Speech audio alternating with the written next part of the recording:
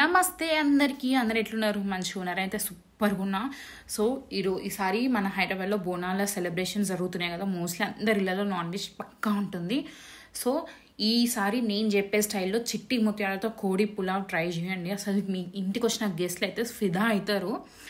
So first అయితే మనం మంచిగా రైస్, ఇది వచ్చేసి ఒక 1 kg ఆఫ్ రైస్ ఉంటుంది. 1 kg ఆఫ్ రైస్ని మనం ఫస్ట్ మంచిగా వాటర్లో కడిగి పెట్టేసుకోండి. అండ్ చికెన్ కూడా మనం ఉప్పు పసుపు వేసి కడిగేసి దాన్ని ఒక సాల్ట్ వాటర్లో ఒక 1/2 hour మంచిగా నానబెట్టేసేయండి. సో దట్ చికెన్ అనేది మంచిగా టెండర్గా జ్యూసీగా అవుతుంది. తర్వాత ఆనియన్స్ అండ్ పచ్చిమిర్చి కట్ చేసుకున్నాక ఒక పెద్ద కడాయి తీసుకొని అందులో సరిపడా oil and 3 tablespoons of ghee add చేసేసుకోండి. ఇప్పుడు ఇందులో చూస్తున్నట్టుగా బిర్యానీ దినుసులు అన్నీ ఉంటాయి కదా, లైక్ షాజీరా, దాల్చిన చెక్క, లవంగం, అనాస పువ్వు, ఇవన్నీ కూడా యాడ్ చేసేసుకోండి. మంచిగా యాడ్ చేసుకొని ఇవన్నీ గోల్డెన్ కలర్ వచ్చేంత వరకు మంచిగా స్టీర్ చేసుకోండి. ఓకేనా? ఇట్లా అన్నీ యాడ్ చేసేసుకోవాలి. దీని తర్వాత ఒక గుప్పెడు మన క్యాష్యూస్ ఉంటాయి కదా, అవి కూడా యాడ్ చేసేసుకోండి. ఇవన్నీ ఒక 2-3 అలా తీసుకోండి. ఓకేనా? మంచిగా మసాలా స్పైసీనెస్ అనేది సూపర్ ఉంటుంది. చూసినా ఇట్లా క్యాష్యూస్ కూడా ఒక గుప్పెడు అలా తీసుకొని అవి కూడా మంచి గోల్డెన్ కలర్ వచ్చేంత వరకు ఫ్రై చేసేసుకోండి. దాని తర్వాత మనం ముందుగానే కట్ చేసుకున్న ఆనియన్ అండ్ పచ్చిమిర్చి కూడా అందులో యాడ్ చేసేసుకోండి. అవి కూడా మంచిగా మగ్గనివ్వండి. ఓకేనా?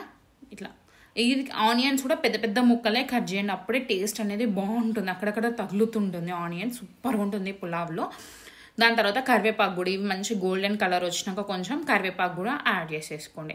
దాని తర్వాత మనం ముందుగానే సాల్ట్ వాటర్లో 30 minutes నానబెట్టుకున్నాం కదా చికెన్ అనేది. ఇది చికెన్ వచ్చేసి మాకు 1.8 kgs అలా తీసుకున్నామట, లైక్ ఫుల్ కోడి. ఇది కూడా మంచిగా కలుపుకోండి కింద నుంచి మీది వరకు, మసాలాలన్నీ కూడా దానికి పట్టేటట్టు.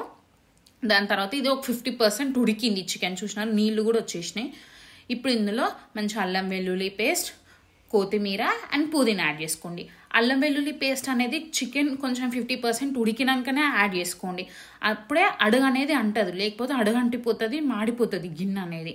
అందుకే చికెన్ 50% ఉడికినాక ఇట్లా నీరు ఉంటుంది కాబట్టి అప్పుడు మనం అల్లం వెల్లుల్లి పేస్ట్ యాడ్ చేసుకోవచ్చు. అప్పుడు ఆ ఫ్లేవర్స్ అనేది బాగుంటుంది.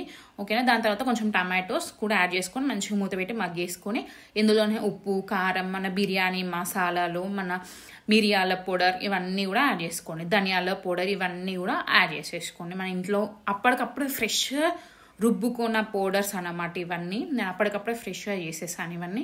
చూసిన ఇట్లా మసాలాలు ఇవన్నీ యాడ్ చేసేసుకొని పెట్టేసుకోవాలి. మంచిగా ముక్క మంచిగా ఉడికినాక ఇందులో కొంచెం కసూరి మేతి కూడా యాడ్ చేసేసుకోండి. మరీ ఎక్కువ యాడ్ చేయొద్దు, కొంచెం లైక్ ఫ్లేవర్ కోసం అనమాట నేను కసూరి మేతి యాడ్ చేసింది.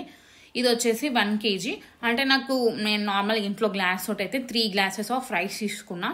సో 3 glasses ఆఫ్ రైస్ అంటే 1 glass ఆఫ్ రైస్కి ఇది 1.5 glass ఆఫ్ వాటర్ తీసుకోవాలి. మనం యూజువల్గా అయితే 1:2 రేషియోలో తీసుకుంటాం కదా మనం యూజువల్గా ఇంట్లో వండుకునే రైస్కి. బట్ ఇది చిట్టి ముత్యాలది కాబట్టి 1:1.5 రేషియో అనమాట. సో ఇది నాకు 3 glasses ఆఫ్ రైస్ తీసుకున్నాను కాబట్టి 4.5 glasses ఆఫ్ వాటర్ యాడ్ చేసుకున్నాను అనమాట నేను. ఫస్ట్ మనం నార్మల్గా వాటర్ లేకుండానే ఉట్టిగానే బియ్యం యాడ్ చేసుకోండి. బియ్యం యాడ్ చేసుకొని మంచి కింద నుంచి మీద దాకా మిక్స్ చేస్తే ఆ రైస్ కూడా బిర్యానీ మసాలాలు అనేది మంచిగా పడుతుంది. మీరు ఇప్పుడే డైరెక్ట్గా వాటర్ యాడ్ చేస్తే కొంచెం చప్పగా అయిపోతుంది అనమాట. చూసినారా, నేను ఈ గ్లాస్ తోటి నాకు 3 glasses ఆఫ్ రైస్ తీసుకున్నాను.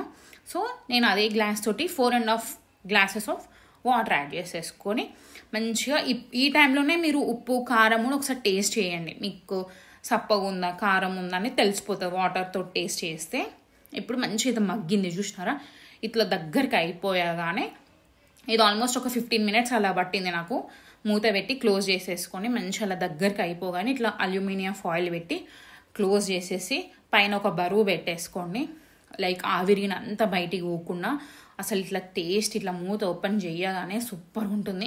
ఇది ఒక 10 minutesలో సెట్ అయిపోతుంది అనమాట. ఇంకా మన రైస్ అనేది కూడా మంచిగా ఉడికిపోతుంది. ఇట్లా ఒక 10 minutes అసలు సిమ్లోనే పెట్టండి. ఈ ప్రాసెస్ అంతా కూడా సిమ్లోనే జరగాలి, హై ఫ్లేమ్లో అస్సలు పెట్టొద్దు. చూసినారా, ఒక 10 minutes తర్వాత కూడా స్టవ్ ఆఫ్ చేసేసి మళ్ళీ అలానే ఒక 5 minutes స్టవ్ పైన ఉండనివ్వండి. తీయకండి సడన్గా, మంచి ఇంకేమైనా ఉంటే కూడా పోతుంది.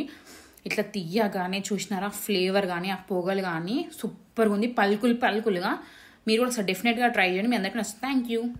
మీరు కూడా ఒకసారి ఈ స్టైల్లో చికెన్ పులావ్ ట్రై చేసి ఎలా ఉందో కింద కామెంట్ సెక్షన్లో కామెంట్ చేసేసేయండి. Thank you.